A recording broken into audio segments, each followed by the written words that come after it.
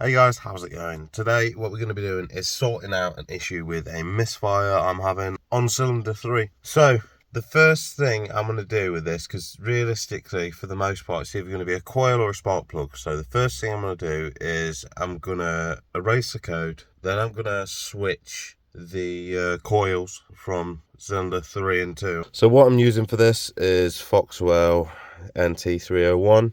It's not an advanced bit of kit, you can get better, it's only like 30-40 quid, it's not expensive at all, but it does the job. So we want to just turn ignition on, and then we want to do a scan. So first there's two caps, you want to take these off. There's one here and one back there, and underneath that I think it's a 10mm nut that you got to take off. And obviously make sure to remove your oil cap when you're taking this off. Okay, so we got a cover off. I've managed to lose one of those, so that fell down into the abyss. Whether it's under car or not, I don't know. That's the least of my worries at the minute. And here are our coils. Now you're probably wondering how to count these, and the engine codes you could have could be ending in 301, 302, 303, 304, 305 or 306. Now mine in particular is 303. That represents which cylinder, so cylinder 3. If it's 304, cylinder 4, and yeah, you get the idea. But basically we count backwards, so this is 1, 2, 3. So this is our problem here. So we're going to take this one out, I'm going to put it in that and see if it is a coil. And these are just literally held in by two 10mm each. Right, so there tend to be two common types. So you have this type, and there's another type of coil where there's a plastic bit that hinges up and then you pull.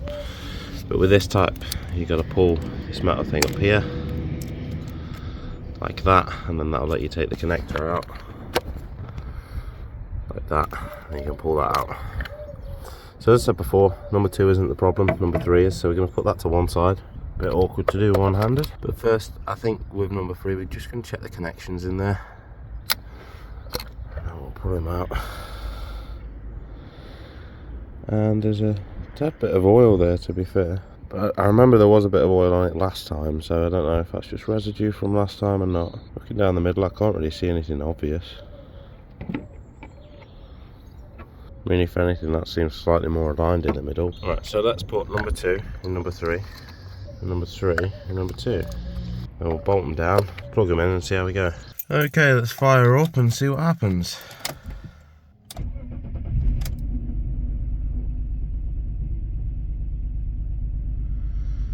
So we've got a misfire again,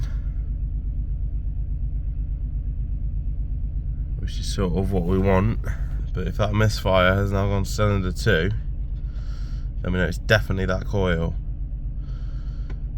But obviously we just want to wait for it to chuck us an engine light, and then we're golden. You can't really see it on the camera much, but it is shaking like crazy in here. Here we go.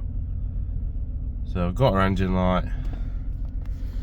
Got the OBD plugged in, but we haven't started the scan yet, so we'll start the scan, see if it's moved to 2. If it's still on 3, then we're gonna have to check the spark plug. To be fair, I feel quite confident it might not be the spark plug, because it wasn't too long ago since I changed all 6. But if it is, then obviously there's probably a bigger issue there. Misfire in cylinder 3, so that could very well be the spark plugs. Very interesting. So now we'll check the spark plugs, see what's happening, and go from there.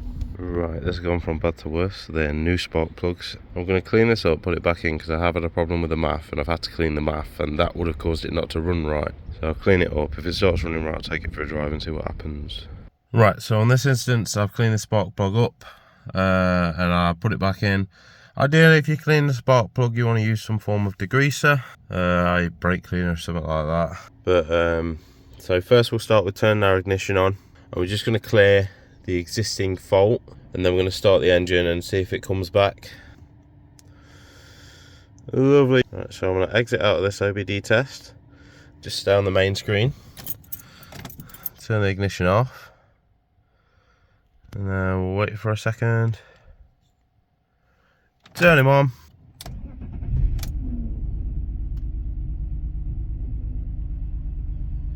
give it a minute.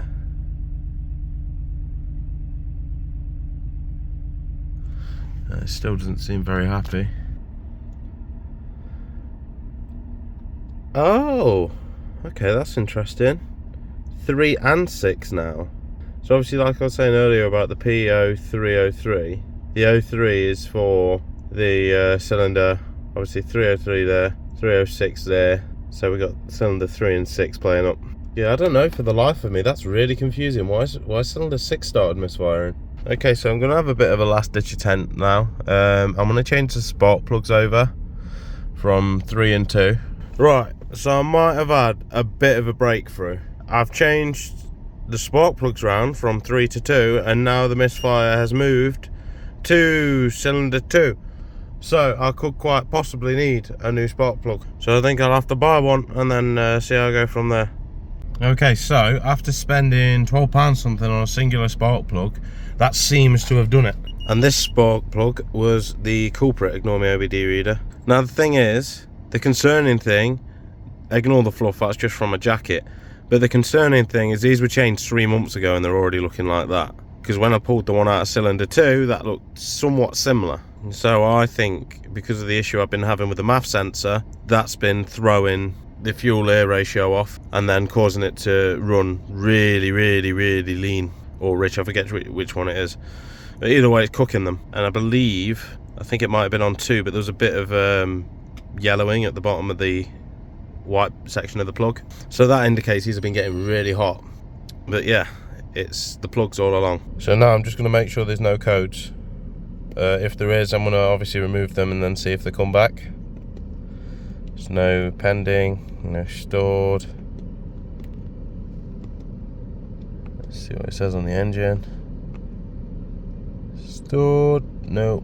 Pending, no. Awesome. So there's nothing there. There is an amber light. I think that means there's a problem somewhere else, but I'm not 100% sure. All I know is I ain't got a misfire anymore. I am getting a more modern OBD soon, so I can look in depth into things and actually do more with it. Yeah, I'm going for Foxwell again for my next one. I got recommended a good one for about £70 or £80, but yeah, I'm not going for that Carly or anything, because for the most part I think it's a rip-off having to pay monthly. I know you can unlock hidden features and stuff like that, but paying monthly for it, I think it's con personally. But that's just my opinion. But anyway, the misfire has gone.